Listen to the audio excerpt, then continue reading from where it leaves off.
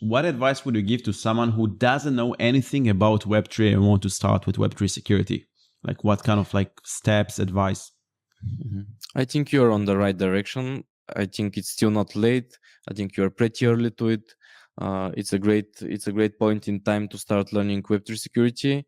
I even Web3 technologies. If you don't know Solidity, I would certainly go through Patrick Collins' Foundry course. This is the best resource right now.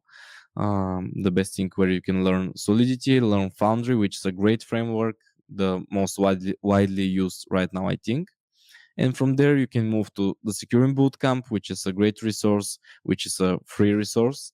And you can also supplement it with the smart contracts hacking course. You can do them in parallel, for example, depending on which one you understand, where you hit a plateau and you don't understand anymore, you can switch between them. And also start reading Coderina reports, Sharewalk reports, participate in a few Coderina contests, Sharewalk judging contests, even Sharewalk contests. Try to do stuff like this. This is the best way to start. And when you do the Patrick Collins course, when you write a small project yourself, when you write some tests, when you actually deploy it to mainnet or whatever, you already have learned a lot.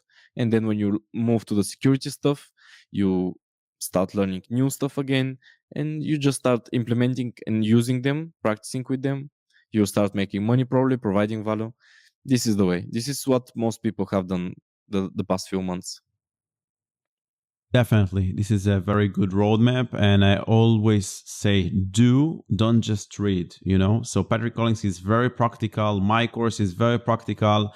Don't just read audit reports, but try to participate in contests, in judging contests, in auditing contests, Just do stuff. Even if you read audit report, clone the report, take a look at it yourself, maybe run the tests even. So learn by doing is the best way to learn, in my opinion.